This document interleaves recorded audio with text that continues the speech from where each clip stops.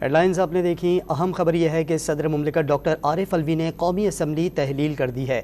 जो समरी सदर मुमलिकत को वज़ीर आज़म की जानिब से दस्तखत करने के बाद भिजवाई गई थी, सदर मुमलिकत डॉक्टर आरिफ अलवी ने समरी पर दस्तखत कर दिए हैं। सदर मुमलिकत डॉक्टर आरिफ अलवी ने कौमी असम्बली तहलील कर दी है। एडवाइस पर आइन के आर्टिकल 58(1) के तहत ये की गई है तहलील। सदर मुमलिकत डॉक्टर आरिफ अलवी ने कौमी असम्बली तहलील कर दी है। सदर मुमलिकत ने कौमी असम्बली की तहलील वज़ीर आज़म के एडवाइस पर आइन के आर्टिकल 58(1) के तहत की है। अब से कुछ देर पहले डॉन न्यूज़ पर यह खबर ब्रेक की गई थी कि वज़ीर आज़म की जानिब से एडवाइस सदर मुमलिकत को भिजवाई जानी है और वज़ीर आज़म ने इस एडवाइस पर दस्तखत भी कर दिए हैं और 48 घंटे का टाइम होगा सदर मुमलिकत के पास।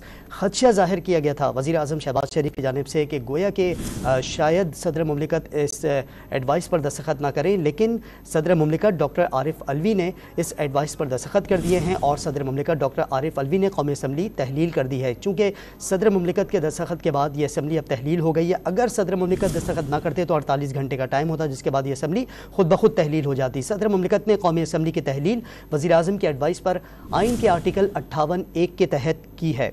सदर मुमलिकत डॉक्टर आरिफ अलवी ने कौमी असम्बली तहलील कर दी है। सदर मुमलिकत ने कौमी असम्बली की तहलील वज़ीर आज़म की एडवाइस पर आइन के आर्टिकल 58(1) के तहत की है। वज़ीर आज़म शहबाज शरीफ की जानिब से इस एडवाइस पर दस्तखत किए गए थे और ये समरी वज़ीर आज़म की जानिब से सदर मुमलिकत को भिजवाई गई थी और सदर मुमलिकत ने इस एडवाइस पर दस्तखत कर दिए। हम बात करते हैं डॉन न्यूज़ इस्लामाबाद के चीफ रिपोर्टर सनाउल्लाह खान से।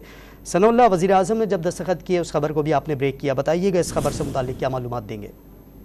सदर पाकिस्तान भी रात गए तक जाग रहे थे और उन्होंने भी फौरी तौर पर जो समरी थी उसको एक्सेप्ट किया, अप्रूव किया और सदर की जो समरी है उसके बाद असम्बली तहलील हो गई है। अब ये बाकायदा इसका नोटिफिकेशन भी होगा जो वजारत पार्लिमानी अमूर करेगी। तो ये जो एक खदशा जाहिर किया जा रहा था कि शायद सदर इस पर दस्तखत नहीं करेंगे, वज़ीर आज़म ने भी हमारे एक इंटरव्यू में ये कल कहा था गुज़श्ता रोज के शायद सदर इसको ताख़ीर करें या इस पर दस्तखत ना करें, लेकिन इसके बिल्कुल बरक्स रद्द-ए-अमल आया सदर पाकिस्तान की तरफ से और उन्होंने आइन को मद्देनजर रखते हुए वज़ीर आज़म की, जिस तरह मैं पहले भी आपको बीपर में बता रहा था कि इस 58(a) में कोई गुंजाइश सदर के लिए बाकी नहीं रही।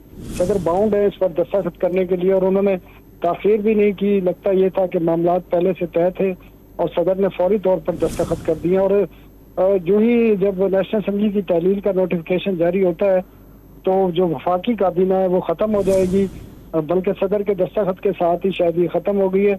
लेकिन वज़ीर आज़म निगरान वज़ीर आज़म के हलफ लेने तक जो है अपनी जिम्मेदारियां अदा करते रहेंगे और वज़ीर आज़म ने आज क्योंकि असम्बली तहलील हो गई है तो आइन भी यही कहता है कि असम्बली की तहलील के बाद अपोजिशन लीडर और वज़ीर आज़म के दरमियान कंसल्टेशन होगी निगरान वज़ीर आज़म के लिए और वो ये 3 दिन होते हैं कि 3 दिन के दौरान इत्तेफाक हो जाए। तो अगर 3 दिन इत्तेफाक नहीं होता तो फिर मामला इलेक्शन कमीशन के पास जाता है। तो उम्मीद ये है कि कल ही इस मामले पर, आज ही बल्कि इस मामले पर जो है पेशरफ्त हो जाएगी और निगरान वज़ीर आज़म का जो फैसला है वो भी हो जाएगा। जी अच्छा सनाउल्लाह, बताइएगा कि प्रोसीजर क्या होता है आइन की रूह से? कितना वक्त होगा निगरान वज़ीर आज़म की तकर्रुरी के लिए या फिर ऐलान करने के लिए?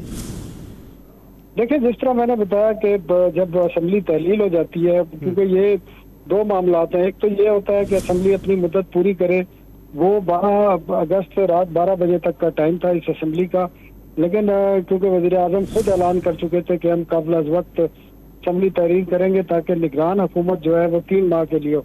अब आइन का जो आर्टिकल है वो ये कहता है कि अगर कबल अज़ वक्त असम्बली तोड़ी जाए तो 3 माह के अंदर आम इंतखाबात होंगे और वो इलेक्शन कमीशन कराएगा और अगर मुद्दत मुकम्मल हो तो फिर 60 दिन होते हैं। अब निगरान हुकूमत का जो तयन है उसका भी तरीकाकार दिया गया है और उसमें यह बताया गया है कि जो ही असम्बली तहलील होगी उसके बाद 3 दिन होते हैं वज़ीर आज़म और अपोजिशन लीडर के पास, कौमी असम्बली के जो अपोजिशन लीडर हैं, कि वो 3 दिन के अंदर अपने अपने नाम देंगे और कंसल्टेशन करेंगे और एक नाम पर इत्तेफाक करेंगे। अगर 3 दिन के दौरान उनके नामों पर इत्तेफाक नहीं होता फिर मामला इलेक्शन कमीशन के पास जाता है और इलेक्शन कमीशन जो वज़ीर आज़म और अपोजिशन लीडर के दिए गए नाम है उन्हीं में से एक नाम का वो इंतखाब करते हैं और वही फिर निगरान वज़ीर आज़म होता है। अब सदर पाकिस्तान उनसे हलफ लेते हैं और उनके हलफ के साथ ही जो मुंतखब वज़ीर आज़म होता है, जो असम्बली से मुंतखब होते हैं, वो भी अपनी जिम्मेदारियों से सबकदोश हो जाते हैं। लेकिन जब तक निगरान वज़ीर आज़म नहीं आएगा, शहबाज शरीफ ही वज़ीर आज़म की जो जिम्मेदारियाँ हैं वो अदा करते रहेंगे। अच्छा सनाउल्लाह, ये तो आपने बता दिया कि वज़ीर-ए-आज़म अपोजिशन लीडर के पास ये निगरान वज़ीर-ए-आज़म की तकर्रुरी के लिए 3 दिन का वक्त होगा और फिर ये मामला पार्लिमानी कमेटी के पास जाएगा और फिर भी अगर ये तय नहीं पाता तो फिर इलेक्शन कमीशन डिसाइड करेगा। नामों से मुतालिक बताइएगा। जी जी देखिए, बहुत सारे नाम हैं जिसमें जो डिस्कस किए जा रहे थे आज सारा दिन भी, क्योंकि हम पार्लियामेंट में थे, पार्लियामेंट में भी यही बातें होती रही। अब पीपल्स पार्टी, मुस्लिम लीग नून, JUI और बाकी MQM, खासकर ये 4 बड़ी अहम इत्तेहादी जमातें हैं,